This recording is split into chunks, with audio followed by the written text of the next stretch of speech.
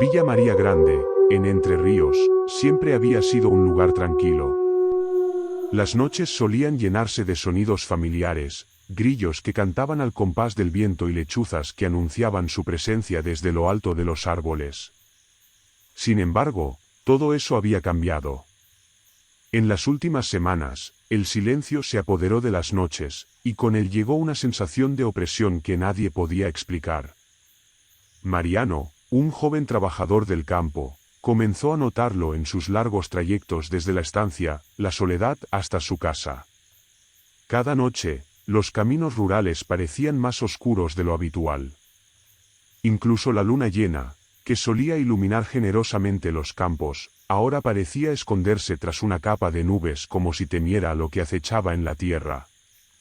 Fue en uno de esos regresos cuando Mariano sintió por primera vez algo extraño, pasos detrás de él. Al principio creyó que era su imaginación, un reflejo de las historias que los ancianos contaban en las noches de mate y asado. Decían que el lobizón había sido visto en los alrededores, una criatura mitad hombre, mitad bestia, condenada a vagar bajo la luz de la luna llena. Mariano, aunque escéptico, no pudo evitar sentir un escalofrío cuando recordó las palabras de don Pascual: «Vos sos el séptimo hijo, pibe». Esas cosas no son pavadas. Esa conversación volvía a su mente una y otra vez. Su madre había sido siempre reservada, pero ahora entendía el porqué de ciertas actitudes. La insistencia en bautizarlo en secreto, las miradas furtivas hacia los montes cada vez que salía de noche, y los rezos susurrados que ella pronunciaba antes de irse a dormir. Aunque nunca le había dado importancia, ahora empezaba a preguntarse si todo aquello era una manera de protegerlo de algo que no alcanzaba a comprender. Los rumores en el pueblo comenzaron a crecer. Hablaban de animales encontrados despedazados, de huellas gigantes en la tierra húmeda y de un aullido que helaba la sangre. Los perros del pueblo, que solían ladrar ante cualquier ruido, ahora se mantenían callados, como si algo los estuviera silenciando. Incluso el cura de la parroquia evitaba tocar el tema, pero sus sermones dominicales adquirieron un tono más oscuro, advirtiendo sobre las pruebas del demonio. Mariano intentaba ignorar la creciente paranoia, pero no podía negar lo que veía con sus propios ojos. Durante sus caminatas nocturnas, los perros lo evitaban, y las sombras parecían más vivas, más densas. Cada ruido, cada crujido en el monte, lo hacía girarse con el corazón latiendo con fuerza. Una noche, al acercarse al alambrado que separaba el camino del monte, encontró algo que lo dejó helado, un pedazo de carne desgarrada, todavía fresca, junto a marcas de garras en el suelo. Los días pasaron, y el ambiente en Villa María Grande se tornó más pesado. Don Bautista, un viejo campesino, desapareció misteriosamente. Solo encontraron su caballo, que regresó al pueblo con heridas en los costados, como si algo lo hubiera atacado. Las mujeres del pueblo se santiguaban cada vez que mencionaban su nombre, y algunos hombres decidieron organizar rondas nocturnas para vigilar los alrededores. Mariano no sabía qué pensar. ¿Era todo una coincidencia o realmente estaba sucediendo algo fuera de lo común? Su conexión con los eventos parecía innegable, pero no podía entender cómo o por qué. Cada noche, mientras intentaba dormir, sentía que algo lo observaba desde la ventana de su cuarto. Las sombras en las paredes parecían moverse, y el viento traía consigo un susurro que apenas podía distinguir. El silencio que envolvía a Villa María Grande ya no era un simple cambio en el ambiente. Era un presagio, una advertencia de que algo oscuro y antiguo se había despertado en aquel rincón de Entre Ríos, y Mariano, lo quisiera o no, estaba en el centro de esa tormenta. Las noches en Villa María Grande eran cada vez más inquietantes. Mariano, atrapado entre la incredulidad y el miedo, no podía dejar de pensar en lo que había visto en el monte. Aunque intentaba convencerse de que era simplemente un animal salvaje, algo en lo profundo de su ser le decía que había más. Cada vez que cerraba los ojos, volvía a escuchar aquel crujido en la maleza, el ruido húmedo de carne desgarrada, y sentía una opresión en el pecho que lo dejaba sin aire. Una madrugada, se despertó sobresaltado. Afuera, el viento golpeaba con fuerza las ventanas de madera de su humilde cuarto. El ruido usual de las ramas del viejo ceibo parecía diferente, como si algo pesado se arrastrara entre las hojas. Cuando se asomó por la ventana, creyó ver una figura agazapada cerca del pozo, pero el débil resplandor de la luna no le permitió distinguir bien. Cerró las cortinas con manos temblorosas y volvió a la cama, aunque sabía que no lograría dormir. A la mañana siguiente, se dirigió al pueblo para buscar respuestas. Los ancianos, como don Pascual, solían ser los guardianes de las historias y supersticiones locales. Mariano esperaba que alguien pudiera calmar sus crecientes temores, aunque temía confirmar lo que su mente ya sospechaba. En la plaza principal, las pocas personas que se reunían bajo la sombra de los árboles hablaban en susurros, como si el propio aire les prohibiera levantar la voz. Don Pascual, anoche vi algo raro cerca del monte, comenzó Mariano, tratando de sonar casual. El anciano, que fumaba un cigarro desgastado, lo miró fijamente. ¿El monte? Pibe, no te metas ahí de noche. Menos vos. ¿Por qué menos yo?, preguntó, sintiendo como un escalofrío recorría su columna. El viejo hizo una pausa, como si calculara las palabras antes de soltarlas. ¿Sos el séptimo hijo, o no? Las viejas del pueblo dicen que eso tiene un peso, un destino. Pero no es cuento. Hay cosas que no entienden de linajes y sangre. En ese monte, algo te llama, pibe. Y si le prestas atención, no hay vuelta atrás. Mariano salió de la conversación más confundido que antes. Mientras caminaba de regreso, la idea de un destino le parecía absurda, pero su corazón se aceleraba ante cada palabra que resonaba en su mente. Linaje. Sangre. Algo te llama.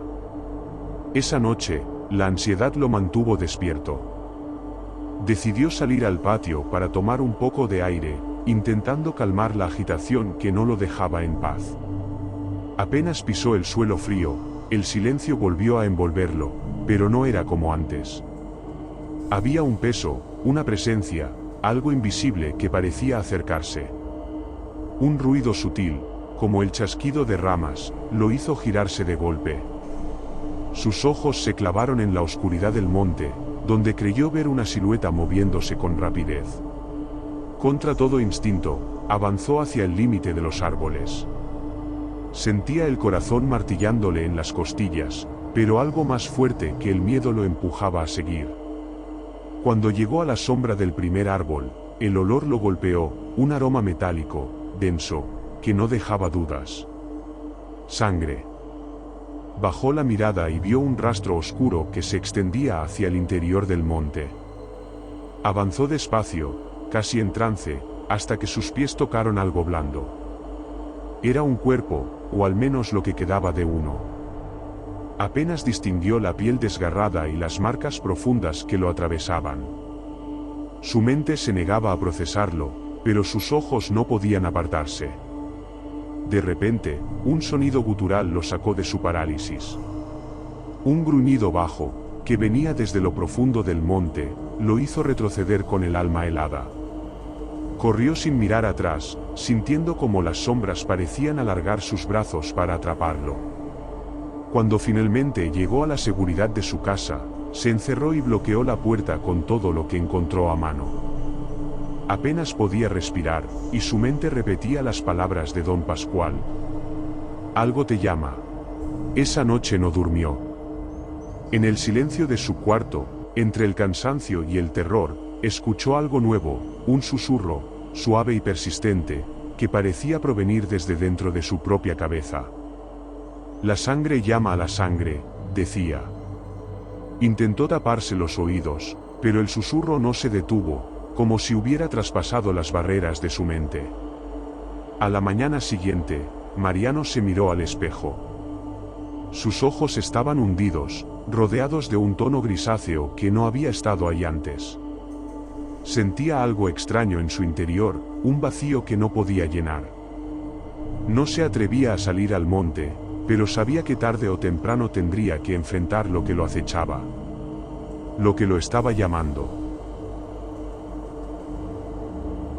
La luna llena colgaba en el cielo como un ojo vigilante, bañando Villa María Grande con su tenue y fría luz. El aire estaba cargado, y la sensación de algo inminente hacía que incluso los animales del monte permanecieran en silencio. Mariano no podía dormir. Desde hacía días, algo dentro de él lo llamaba hacia afuera, como una fuerza imposible de ignorar. Sentado junto a la ventana de su pequeña casa, veía el campo extenderse como un océano oscuro. Las luces de las pocas casas vecinas parecían apenas resistir la inmensidad de la noche. Desde su lugar, escuchaba el crujir del viento entre los árboles del monte, un sonido que se mezclaba con un murmullo bajo y persistente, como si la naturaleza susurrara secretos a su alrededor.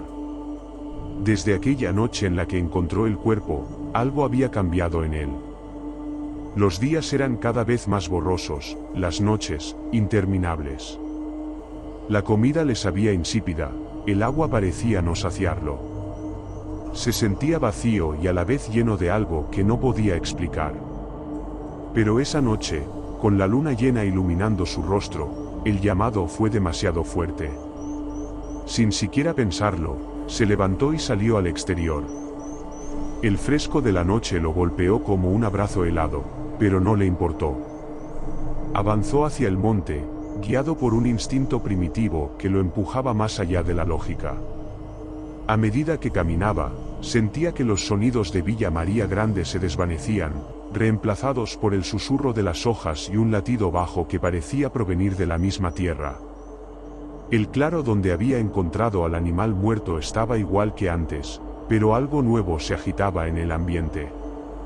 En el centro, bajo la luz de la luna, una figura oscura estaba agazapada. Al principio, Mariano pensó que se trataba de un animal grande, pero cuando alzó la cabeza, se encontró con unos ojos amarillos que brillaban en la oscuridad. La criatura tenía una forma grotesca, una mezcla imposible entre humano y bestia. Su piel era rugosa y sus extremidades desproporcionadas.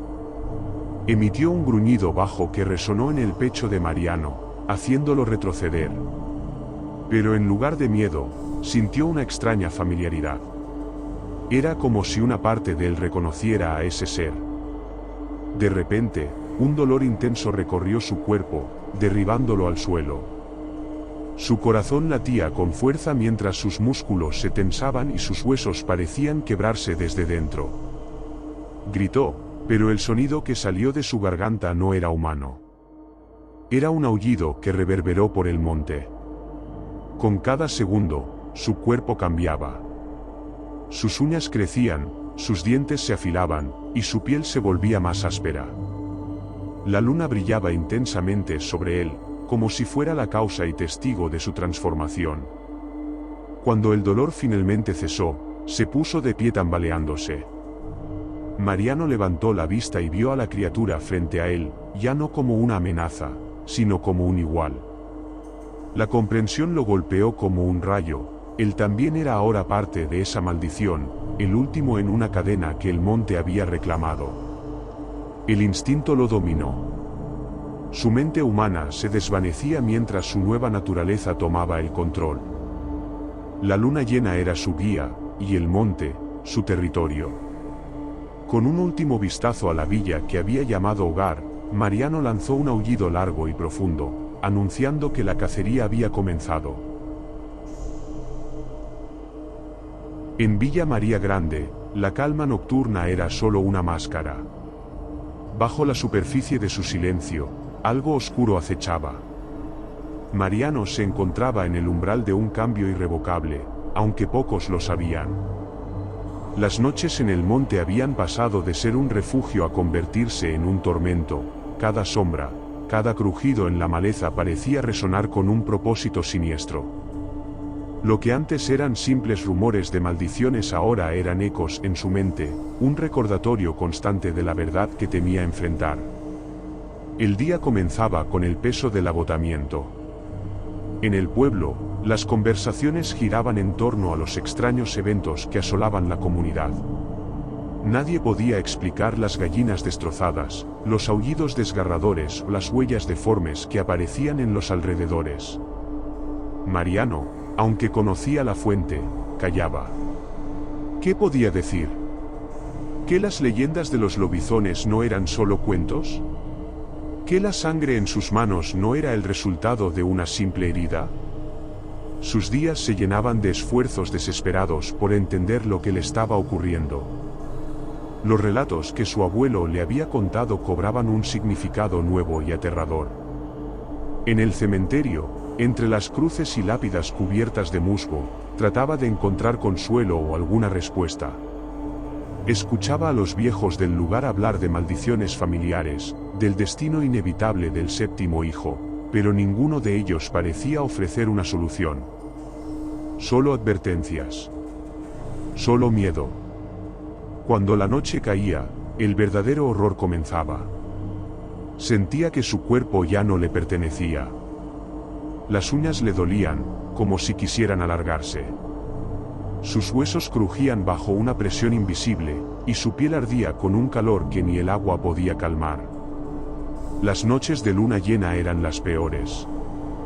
Podía escuchar sonidos que nadie más percibía, el aleteo de un murciélago a metros de distancia, el latido de un animal asustado, el susurro del viento entre las ramas.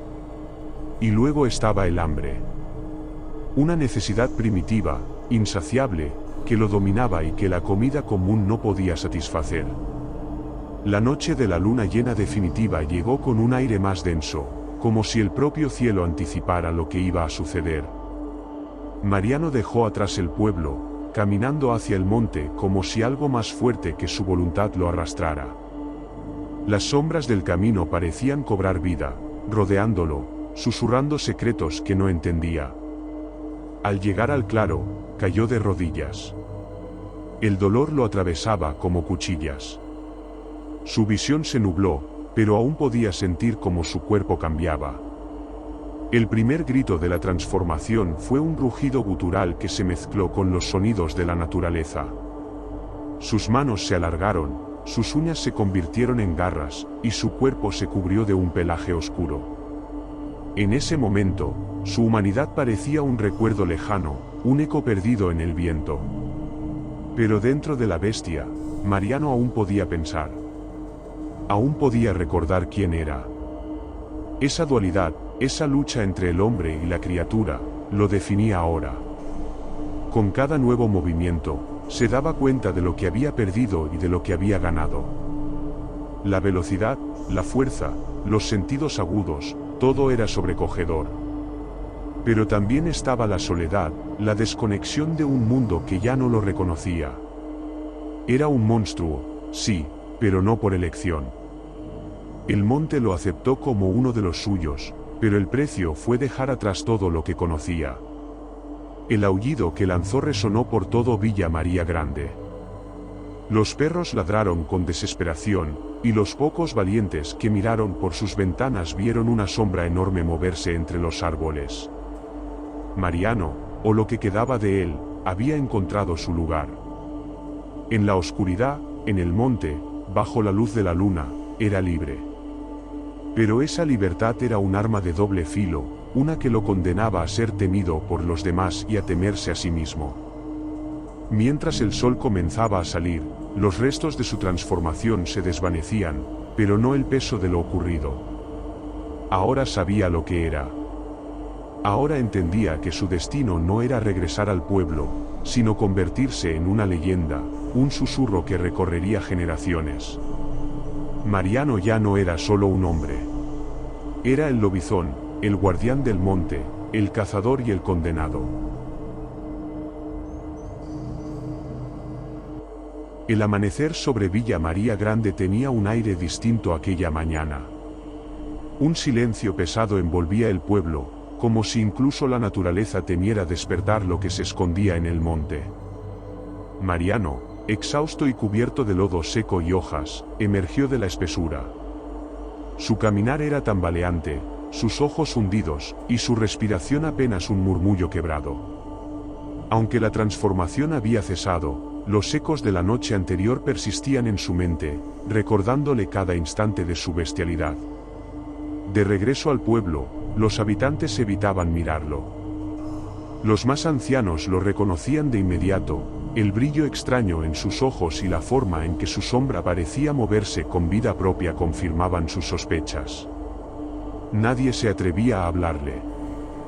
Los murmullos corrían como fuego por las calles: es el lobizón. La maldición se ha cumplido. Mariano intentó regresar a su hogar, pero el espacio que antes era un refugio ahora parecía ajeno. Cada rincón parecía lleno de recuerdos que ya no le pertenecían.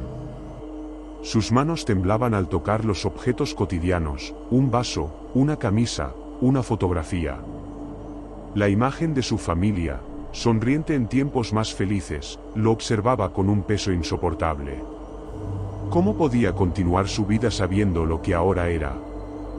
Esa misma noche, el peso de la soledad lo llevó de nuevo al monte. Allí, bajo el cielo estrellado, se enfrentó a la realidad. Sentía la llamada de la luna, incluso en su estado humano.